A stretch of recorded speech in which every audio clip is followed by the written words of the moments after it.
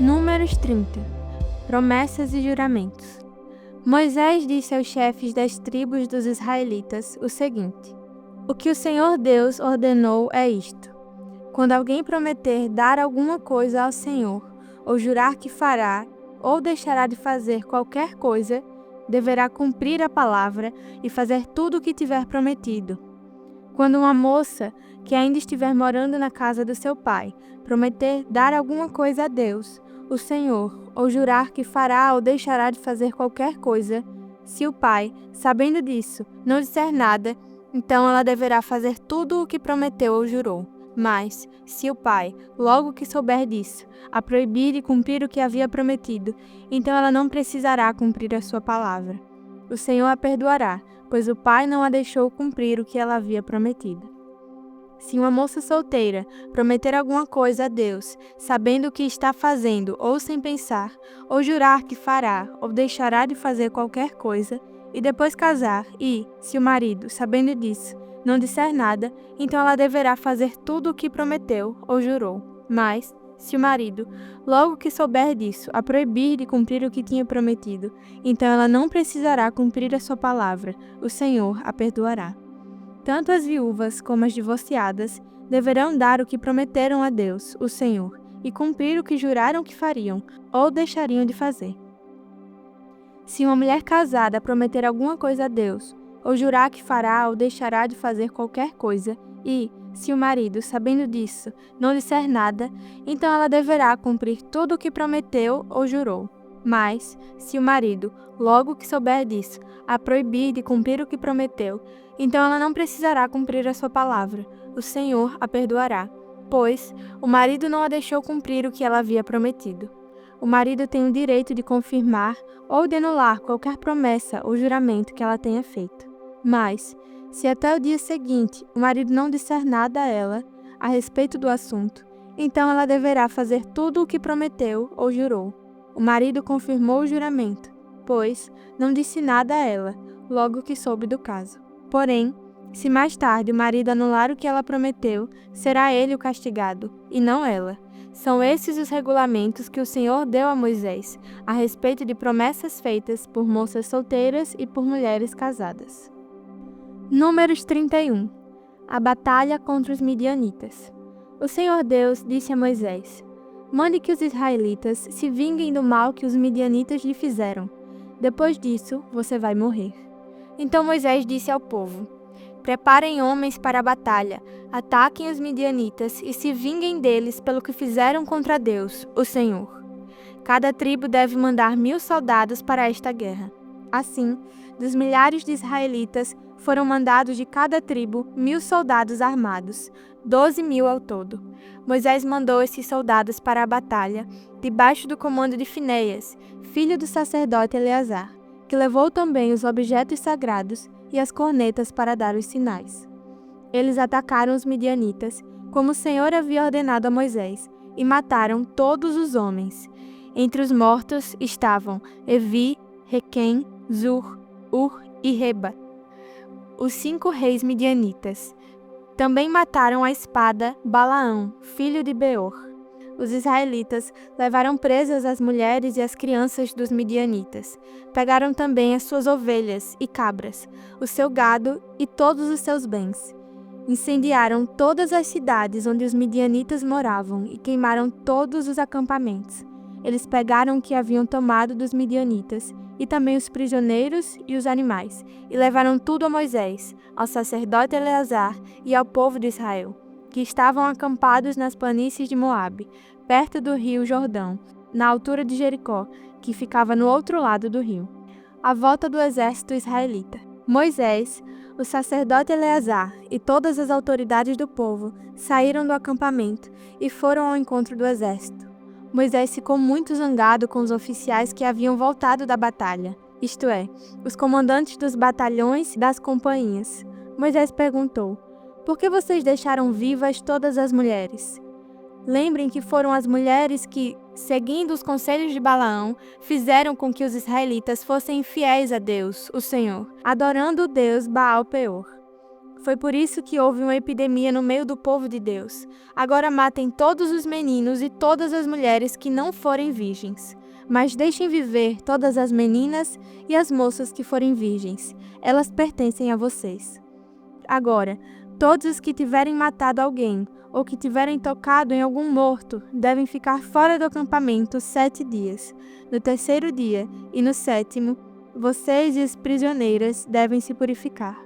Purifiquem também todas as roupas, todos os objetos feitos de couro, tudo que é feito de pelos de cabra e tudo que é feito de madeira.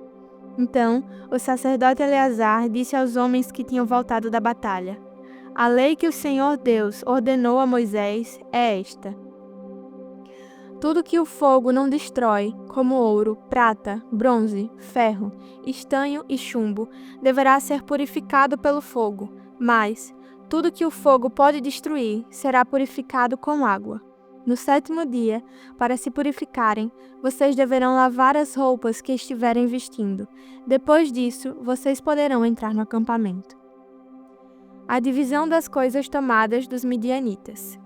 O Senhor Deus disse a Moisés: você, com a ajuda do sacerdote Eleazar e das autoridades do povo, façam a lista de tudo que foi tomado na batalha, incluindo as pessoas e os animais. Divida em 2 partes iguais o que foi tomado, uma parte para os soldados e outra parte para o resto do povo. Da parte que pertence aos soldados que estiveram na batalha, separem um imposto para Deus, o Senhor, uma pessoa de cada 500 e a mesma coisa quanto aos bois, jumentos, ovelhas e cabras. Pegue esse imposto e entregue ao sacerdote Eleazar, como oferta ao Senhor.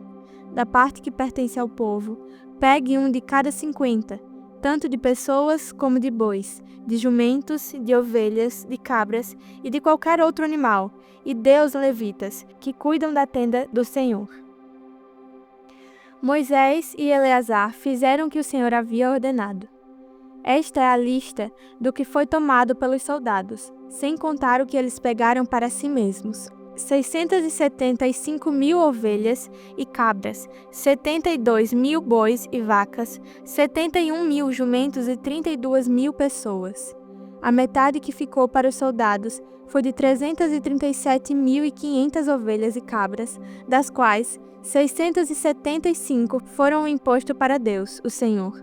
36.000 bois e vacas para os soldados, dos quais 72 foram um imposto para o Senhor. 30.500 jumentos para os soldados, dos quais 71 foram um imposto para Deus.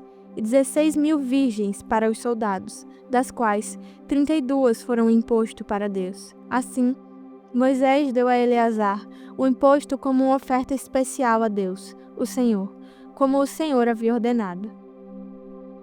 A parte do povo foi igual à parte dos soldados, isto é, 337.500 ovelhas e cabras e 36.000 bois e vacas, 30.500 jumentos e 16.000 virgens, como o Senhor havia ordenado. Dessa metade, que pertencia ao povo, Moisés pegou um de cada 50, tanto de pessoas como de animais, e deu aos levitas, que cuidavam da tenda sagrada. A oferta dos oficiais. Os oficiais do exército, isto é, os comandantes dos batalhões e das companhias, foram falar com Moisés e disseram: contamos os soldados que estão debaixo do nosso comando, e não está faltando nenhum. Assim, trouxemos o que cada um pegou: objetos de ouro, correntinhas, pulseiras, anéis, brincos e colares. Nós os oferecemos a Deus, o Senhor, como pagamento pela nossa vida, para que Ele nos proteja. Moisés e o sacerdote Eleazar receberam todas essas joias de ouro, o peso total do ouro que foi separado e oferecido a Deus, o Senhor, pelos oficiais, foi de 191 quilos. Os que não eram oficiais ficaram com as coisas que tiraram dos inimigos. Assim, Moisés e o sacerdote Eleazar receberam o ouro dos oficiais e o levaram para a tenda sagrada, a fim de que o Senhor protegesse o povo de Israel. Jó e sua família. Na terra de Uz morava um homem chamado Jó. Ele era bom e honesto, temia a Deus e procurava não fazer nada que fosse errado. Jó tinha 7 filhos e 3 filhas, e era dono de 7.000 ovelhas, 3.000 camelos, 1.000 bois e 500 jumentas. Tinha também um grande número de escravos. Enfim, Jó era o homem mais rico de todo o Oriente. Os filhos de Jó iam às casas uns dos outros e davam banquetes, cada um por sua vez, e as três irmãs eram sempre convidadas para esses comes e bebes. Quando terminavam a rodada de banquetes, Jó se levantava de madrugada e oferecia sacrifícios em favor de cada um dos seus filhos, para purificá-los. Jó sempre fazia isso porque pensava que um dos filhos poderia ter pecado, ofendido a Deus em pensamento. Satanás põe em dúvida a sinceridade de Jó. Chegou o dia em que os servidores celestiais vieram apresentar-se diante de Deus, o Senhor, e no meio deles veio também Satanás. O Senhor perguntou: "De onde você vem vindo?" Satanás respondeu: "Estive dando uma volta pela terra, passeando por aqui e por ali." Aí o Senhor disse: "Você notou meu servo Jó? No mundo inteiro não há ninguém tão bom e honesto como ele. Ele me teme e procura não fazer nada que seja errado." Satanás respondeu: "Será que não é por interesse próprio que Jó te teme? Tu não deixas que nenhum mal aconteça a ele, à sua família e a tudo o que ele tem. Abençoas tudo o que Jó faz. E no país inteiro ele é o homem que tem mais cabeças de gado. Mas se tirares tudo o que é dele, verás que ele te amaldiçoará sem nenhum respeito." O Senhor disse a Satanás: "Pois bem, faça o que quiser com tudo o que Jó tem, mas não faça nenhum mal a ele mesmo." Então Satanás saiu da presença do Senhor. Jó perde os filhos e as riquezas. Um dia, enquanto os filhos e as filhas de Jó estavam no banquete na casa do irmão mais velho, chegou à casa de Jó um dos seus empregados que disse: "Nós estávamos arando a terra com os bois e as jumentas estavam pastando ali perto. De repente, os sabeus nos atacaram e levaram tudo. Eles mataram a espada os empregados e só eu consegui escapar para trazer a notícia." Enquanto este ainda estava falando, veio outro empregado e disse: "Raios caíram do céu e mataram todas as ovelhas e pastores. Só eu consegui escapar para trazer a notícia." Enquanto este ainda estava falando, chegou um terceiro, que disse: 3 bandos de caldeus nos atacaram e levaram os camelos. Eles mataram à espada os empregados, e só eu consegui escapar para trazer a notícia." Enquanto este ainda estava falando, chegou mais um, que disse a Jó: "Os seus filhos e suas filhas estavam no meio de um banquete, na casa do seu filho mais velho.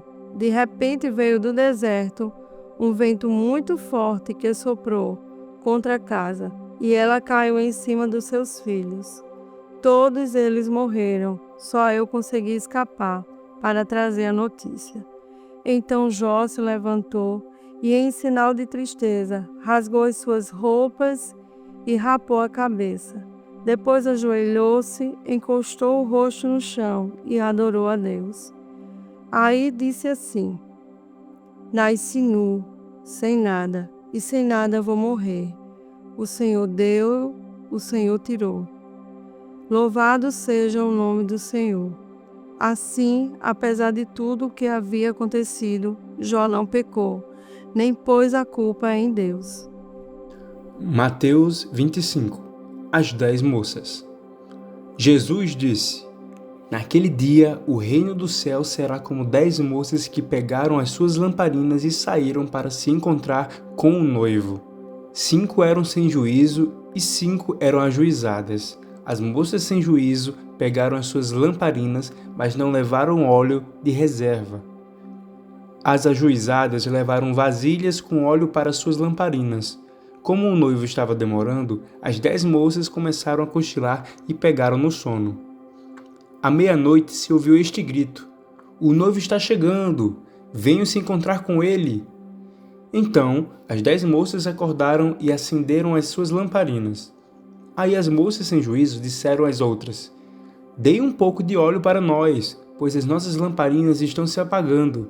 "De jeito nenhum," responderam as moças ajuizadas.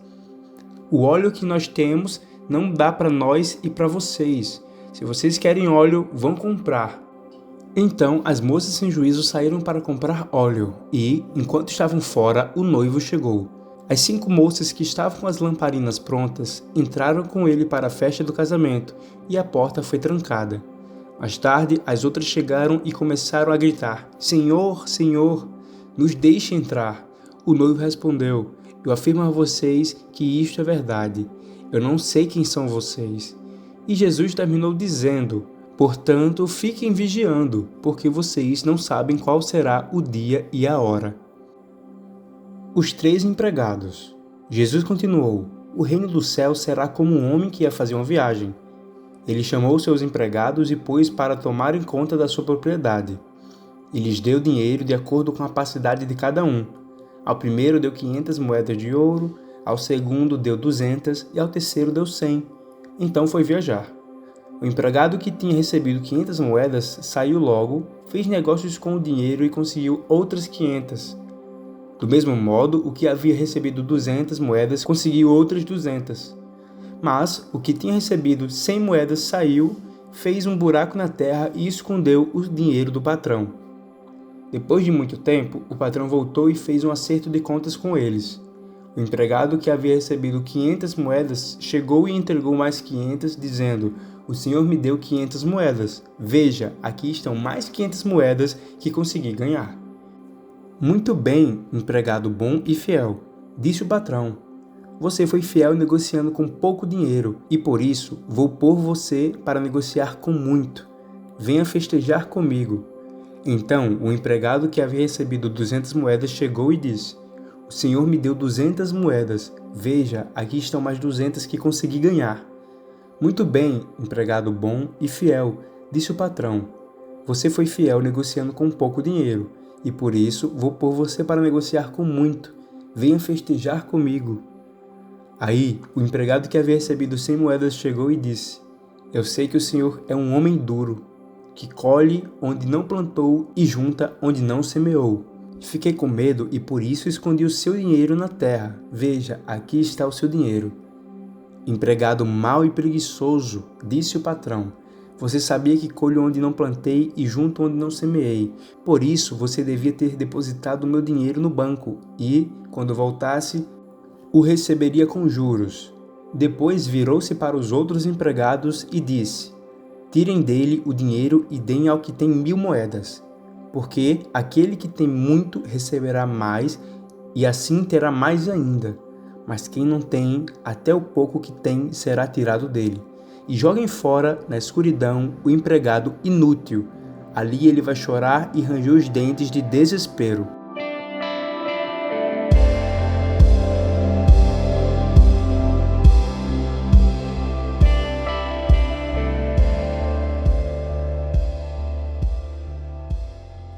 Para terminar o nosso devocional, vamos orar.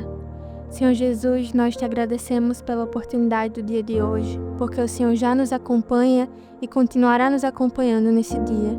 Nós te pedimos que nossos ouvidos estejam abertos para a Tua Palavra, que em nome de Jesus, Sua presença nesse dia, Senhor, seja tão palpável, que nós possamos, Senhor, em nome de Jesus, sentir a Tua presença de uma forma como nunca antes.